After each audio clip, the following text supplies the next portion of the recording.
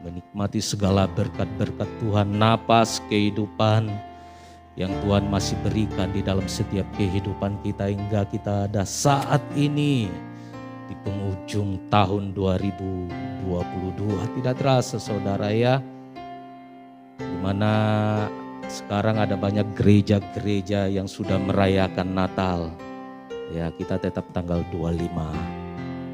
Ya, kita percaya penyertaan pemeliharaan Tuhan di tahun 2022. Kita percaya di tahun 2003 juga Tuhan yang sama yang akan menyertai kita, yang akan memelihara kehidupan kita, saudara.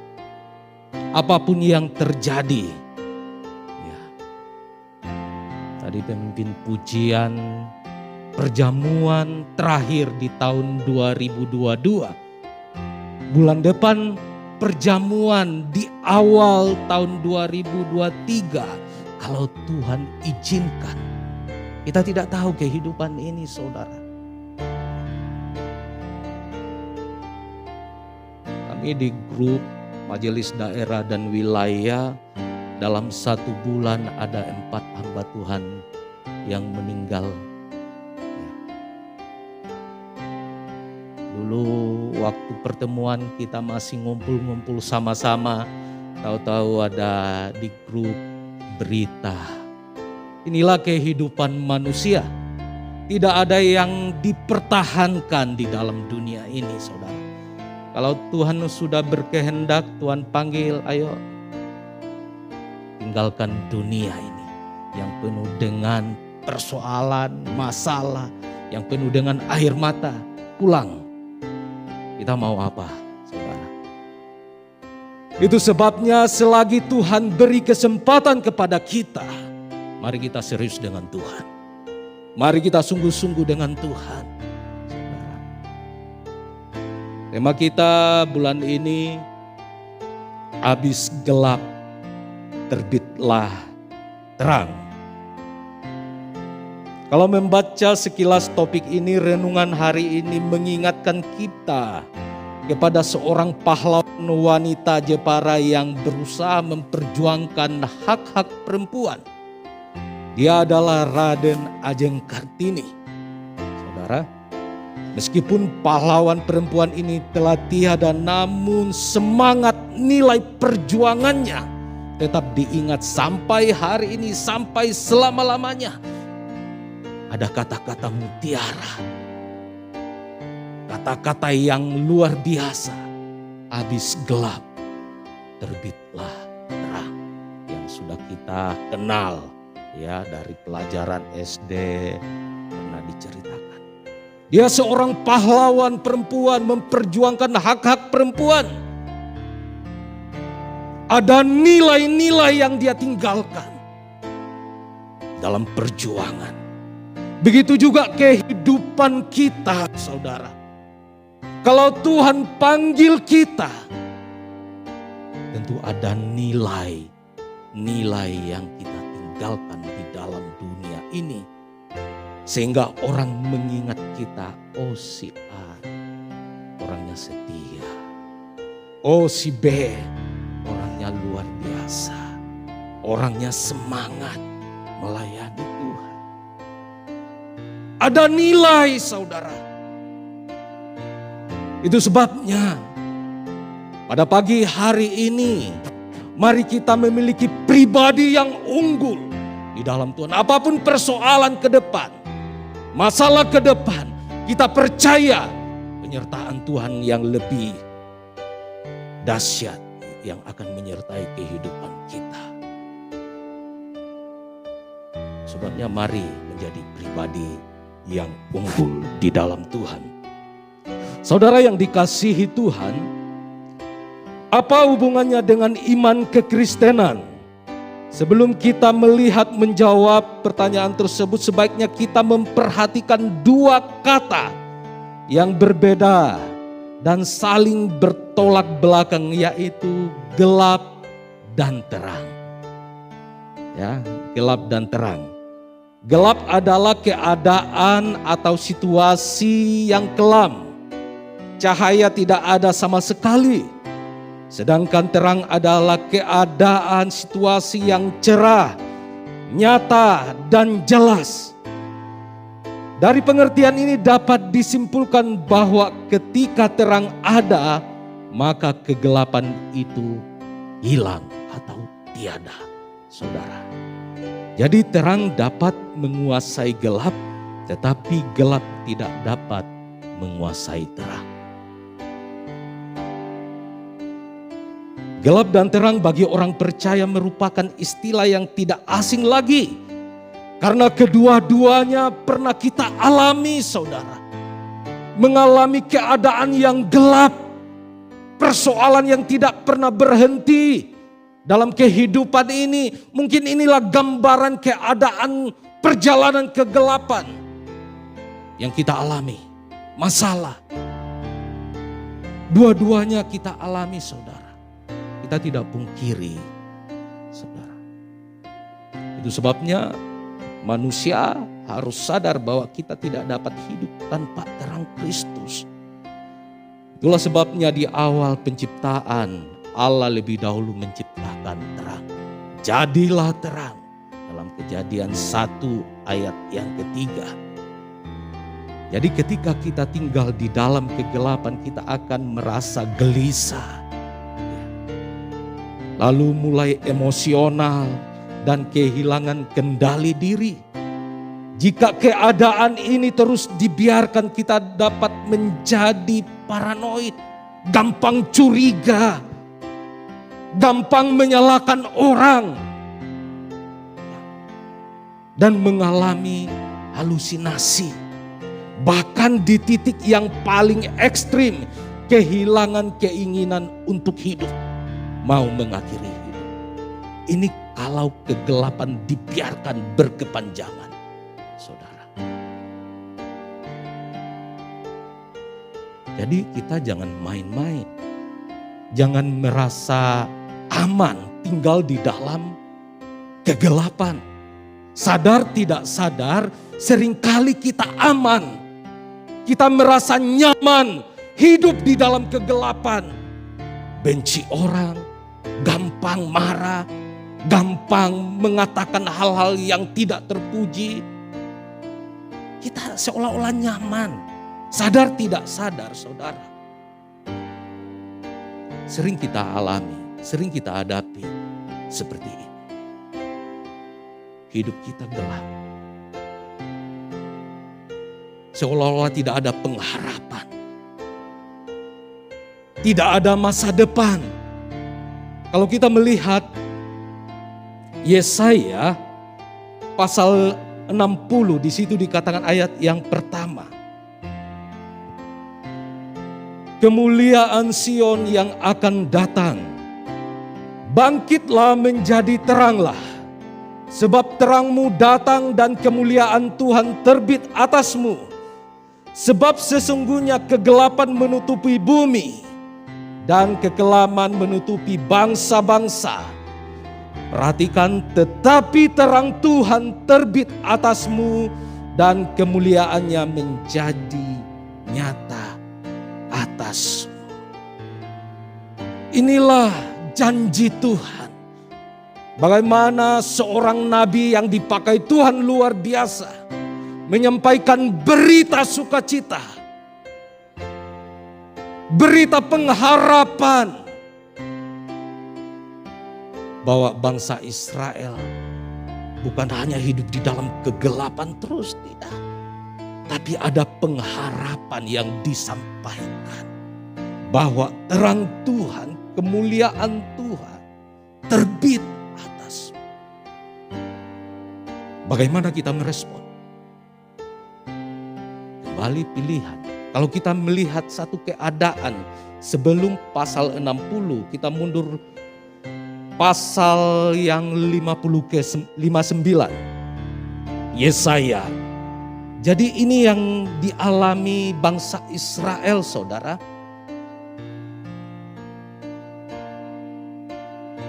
Dosa adalah penghambat keselamatan. Sesungguhnya tangan Tuhan tidak kurang panjang untuk menyelamatkan. Dan pendengarannya untuk dan pendengarannya tidak kurang tajam untuk mendengar. Tetapi yang merupakan pemisah antara kamu dan Allahmu ialah segala kejahatanmu, dan yang membuat dia menyembunyikan diri terhadap kamu sehingga ia tidak mendengar ialah segala dosamu. Sebab tanganmu cemar oleh darah dan jarimu oleh kejahatan. Mulutmu mengucapkan dusta, lidahmu menyebut-nyebut kecurangan. Tidak ada yang mengajukan pengaduan dengan alasan benar, dan tidak ada yang menghakimi dengan alasan teguh.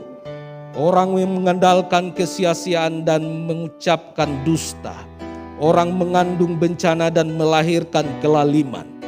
Mereka meneteskan telur ular beludak dan menenun sarang laba-laba. Siapa yang makan dari telurnya itu akan mati. Dan apabila sebutir ditekan pecah, keluarlah seekor ular beludak. Sarang yang ditenun itu tidak dapat dipergunakan sebagai pakaian, dan buatan mereka itu tidak dapat dipakai sebagai kain. Perbuatan mereka adalah perbuatan kelaliman, dan yang dikerjakan tangan mereka adalah kekerasan belaka. Mereka segera melakukan kejahatan dan bersegera hendak menumpahkan darah orang yang tidak bersalah. Rancangan mereka adalah rancangan kelaliman, dan kemana saja mereka pergi, mereka meninggalkan kebinasaan dan keruntuhan. Mereka tidak mengenal jalan damai, dan dalam jejak mereka tidak ada keadilan. Mereka mengambil jalan-jalan yang bengkok, dan setiap orang yang berjalan di situ tidaklah mengenal damai. Perhatikan ayat 9. Sebab itu keadilan tetap jauh daripada kami, dan kebenaran tidak sampai kepada kami. Kami menanti-nantikan terang, tetapi hanya kegelapan belaka. Menanti-nantikan cahaya, tetapi kami berjalan dalam kekelaman. Kami meraba-raba dinding seperti orang buta, dan meraba-raba seolah tidak punya mata. Kami tersandung di waktu tengah hari seperti di waktu senja, duduk di tempat gelap seperti orang mati. Inilah gambaran saudara, gambaran keadaan gelap. Bagaimana bangsa Israel mengalami satu gambaran situasi yang tidak nyaman dalam kehidupan mereka, dalam perjalanan hidup mereka. Mereka berkata, mereka meraba-raba dinding, ya, seperti orang buta. Dan mereka meraba-raba seolah tidak punya mata. Gambaran kehidupan orang yang gelap seperti itu. Mereka punya mata tapi tidak bisa melihat. Mereka punya telinga tapi tidak bisa melihat. Gambaran situasi. Mereka ada di zona yang tidak mengenakan. Sehingga kalau kita membaca satu pasal ini, bagaimana mereka berseru kepada Tuhan. Mereka minta ampun kepada Tuhan. Akhirnya pasal berikutnya kita melihat ada satu pengharapan yang luar biasa. Pengharapan yang tidak pernah mengecewakan dalam kehidupan kita, yaitu terang Kristus terbit atas kehidupan orang-orang yang mengandalkan Tuhan. Jangan terlalu lama tinggal di dalam kegelapan saudara. Alkitab katakan harus sadar, harus siuman kita. Harus siuman, harus bangkit.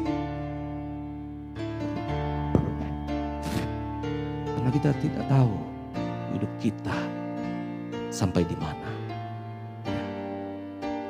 Kita tidak tahu. Itu sebabnya sering saya katakan kepada seluruh sidang jemaat Tuhan, serius dengan Tuhan. Jangan kepo lah persoalan-persoalan orang lain ya. Seringkali kita kepo masalah orang lain, Masalah kita saja banyak, persoalan kita saja banyak, kita mau urus persoalan orang lain. Inilah kita tidak mengalami yang namanya terang Kristus, saudara. Karena apa? Kekerasan hati kita. Kita lebih senang tinggal ya, menyenangkan daging kita ini. Masalah persoalan. Sekarang ya media sosial ya. Jangan curhat di medsos, saudara ya. Saya katakan sama pengerja. Jangan bikin status kalian yang aneh-aneh. Jangan senang curhat di medsos. Curhat sama Tuhan. Kalau ada persoalan, ada masalah, curhat sama Tuhan. Datang kepada Tuhan. Gereja terbuka. Datang berdoa, menyembah Tuhan. Saudara. Masalah itu pasti ada. Selagi kita hidup, masalah itu tidak akan pergi dari kehidupan manusia.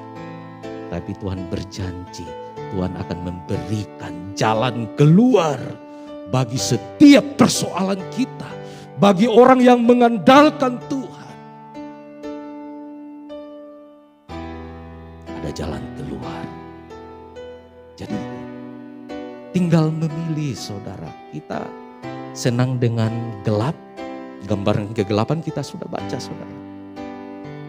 Kegelapan.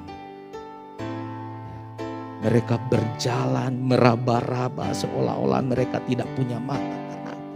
Mengalami situasi yang tidak mengenakan dalam hidup mereka. Sehingga firman Tuhan pasal 60 Yesaya, ada satu pengharapan. Ayo bangkit. Sebab Tuhan sudah datang, terang Tuhan sudah datang atasmu. Ini yang menjadi persoalan bagi setiap kita, saudara. Kita buka Efesus pasal yang kelima. Efesus pasal yang kelima. Ayat yang ke-8.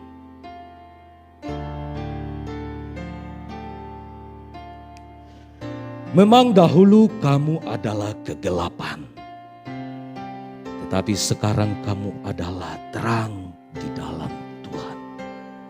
Sebab itu hiduplah sebagai anak-anak terang. Firman Tuhan katakan, kita akui, kita menyadari dulu kita orang kegelapan. Orang yang mungkin tidak layak diselamatkan karena dosa. Tapi lewat pengorbanan Tuhan, ya, Dia rela mati untuk menebus setiap kehidupan kita yang berdosa. Supaya kehidupan kita yang berdosa diubah menjadi kehidupan yang berkemenangan di dalam Tuhan. Alkitab katakan Rasul Paulus mengingatkan kepada jemaat di Efesus. Memang kamu dulu kegelapan. Tetapi sekarang kamu adalah terang di dalam Tuhan. Sebab itu hiduplah sebagai anak-anak terang. Ada beberapa hal yang kita perhatikan, saudara. Ya, kalau kita menjadi terangnya Tuhan, apa yang harus kita lakukan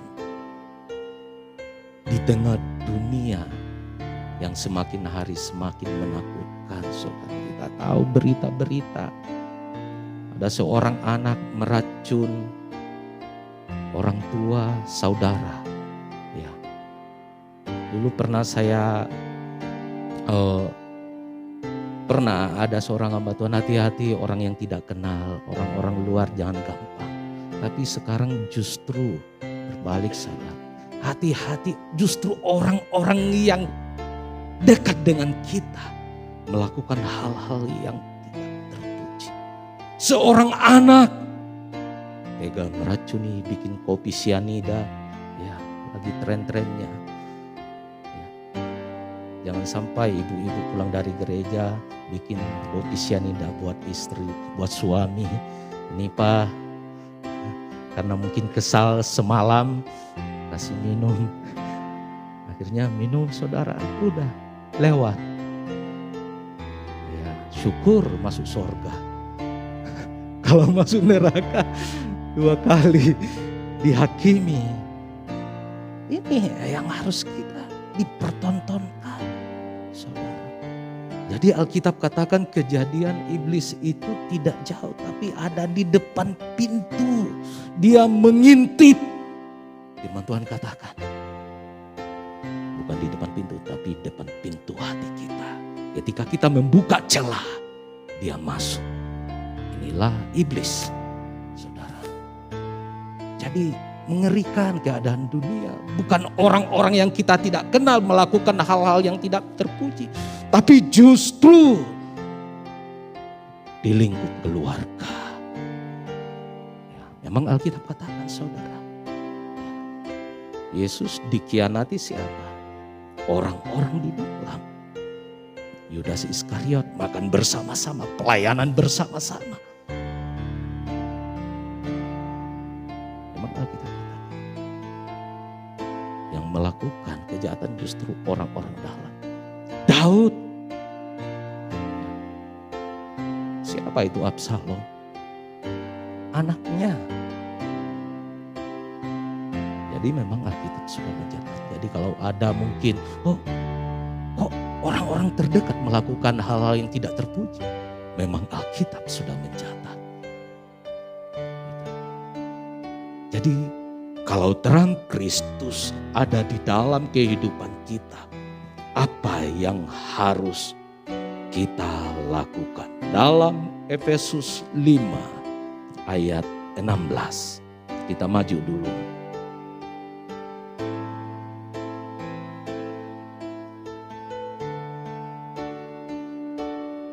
Ayat 16-17. Dan pergunakanlah waktu yang ada, karena hari-hari ini adalah jahat.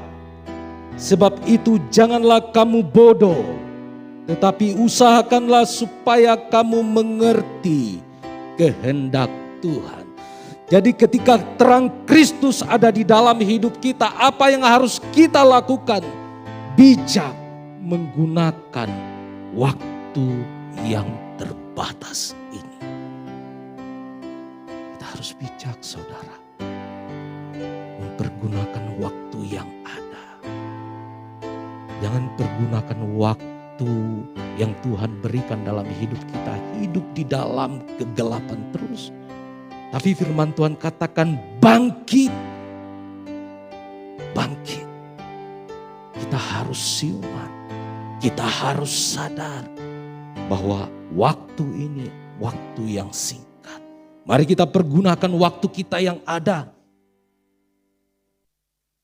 Pada saat pagi hari ini kita bersyukur saudara ada di tempat ini mempergunakan waktu untuk memuji Tuhan, memuliakan Tuhan.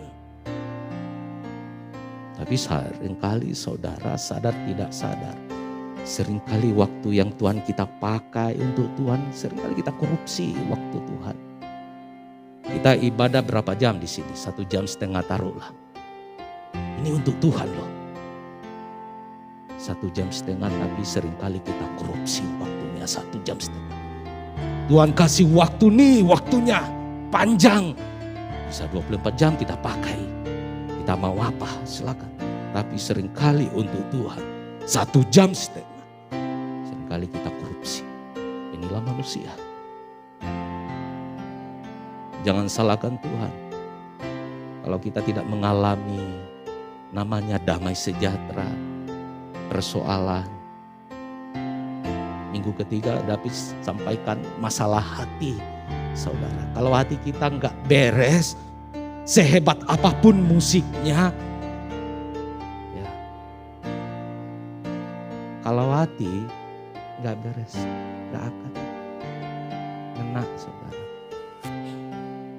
Sekalipun pengkhotbahnya, sekaliber pendeta Gilbert didatangkan, kalau hati kita enggak beres juga sama.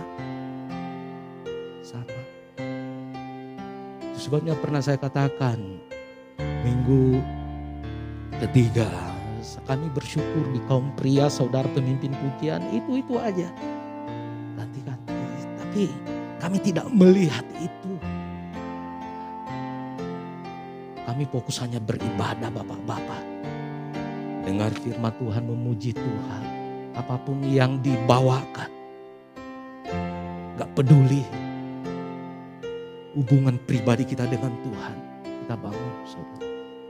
Tapi kalau Anda datang tempat ini cuma 1,5 jam, tapi saudara masih korupsi. Masih lihat siapa pelayanan, siapa MC-nya, siapa singernya, siapa musiknya. Saya katakan salah besar. Saudara tidak akan mendapatkan namanya berkat Tuhan. Tidak akan mendapatkan.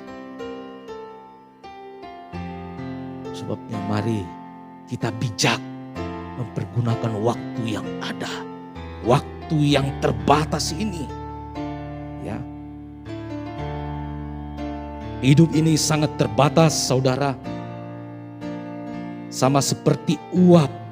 Sebentar saja kelihatan lalu lenyap. Itulah kehidupan kita dalam Yakobus 4 ayat 14.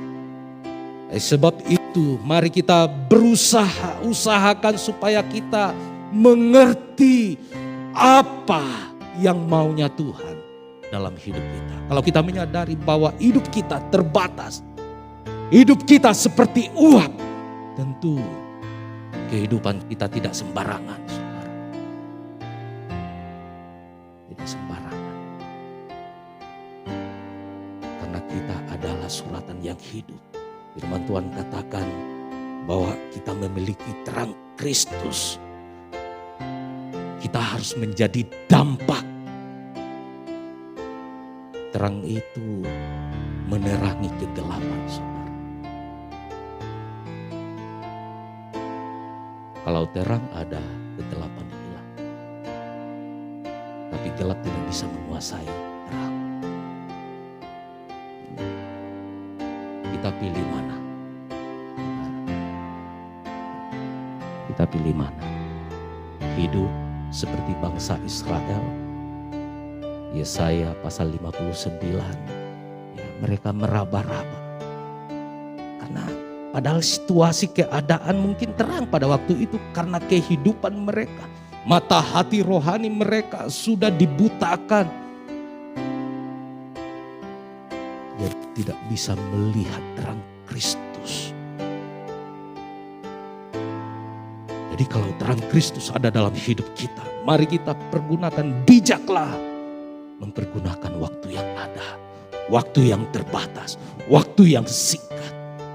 Jangan isi hidupmu dengan hal-hal yang menyakiti hati Tuhan. Tapi bijak, kita akan menjadi berkat. Yang kedua, kalau terang Tuhan ada dalam hidup kita. Ayat 15 Efesus.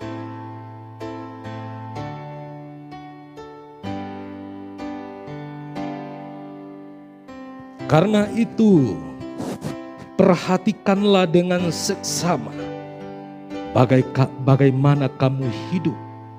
Janganlah seperti orang bebal, tetapi seperti orang arif. Yang kedua, ketika terang Kristus ada di dalam hidup kita, apa yang kita lakukan? Hiduplah sesuai kebenaran firman Tuhan. Firman Tuhan katakan, perhatikanlah bagaimana kamu hidup. Terjemahan lain di situ dikatakan seperti orang arif, tapi terjemahan lain seperti orang bijak. Arif, bijak. Jadi pernyataan Tuhan Yesus, setiap orang yang mendengar perkataanku ini dan melakukannya, ia sama dengan orang yang bijaksana. Jadi sekali lagi saya ingatkan kepada kita semua, saudara, mari ketika kita bijak dalam kita mempergunakan waktu yang terbatas, waktu yang singkat ini, ya, kita tidak tahu. Hiduplah sesuai dengan kebenaran firman Tuhan. Kebenaran firman Tuhan itulah yang akan menerangi perjalanan hidup kita di tengah kegelapan dunia ini, di tengah padang gurun dunia ini. Secara manusia mungkin kita takut. Secara manusia ya kita khawatir menghadapi keadaan seperti ini. Tapi percaya janji Tuhan, aku akan menyertai kamu sampai akhir zaman. Ini janji Tuhan, bukan manusia yang berjanji, tapi Tuhan sendiri. Bagaimana kita merasakan penyertaan Tuhan? Hiduplah sesuai dengan kebenaran firman Tuhan. Ini kunci. Kalau kita hidup sesuai dengan apa maunya Tuhan, kita akan melihat, saudara, bagaimana janji Tuhan itu menjadi bagian hidup kita. Ada penyertaan, ada pagar perlindungan Tuhan. Ada ketenangan, ada kedamaian dalam hidup kita. Ketika kita hidup di dalam janji Tuhan yang luar biasa. Jadi dua hal yang saya sampaikan kepada Bapak, Ibu, Saudara. Mari kita hidup di dalam terangnya Tuhan. Mungkin bulan-bulan yang lalu kita mengalami kegelapan. 2 tahun kita mengalami seolah-olah gelap. Perjalanan hidup kita, ekonomi kita gelap. Karena pandemik, situasi, keadaan sampai saat ini. Ya, tapi percaya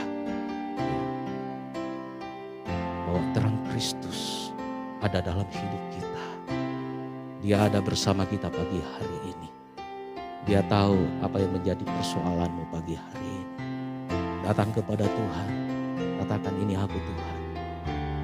Aku mau hidup seturut kehendak Tuhan. Saya mau mempergunakan waktu yang terbatas ini dengan bijak. Waktu saya dengan Tuhan, menyembah Tuhan, memuliakan Tuhan. Jangan sampai waktu Tuhan 1,5 jam kita korupsi. Saudara, itu keterlaluan sekali. Cuma 1,5 jam. Tapi mari kita pergunakan. Sekali lagi, terang Kristus ada di dalam setiap kehidupan kita sebagai orang-orang yang percaya kepada Tuhan. Puji Tuhan.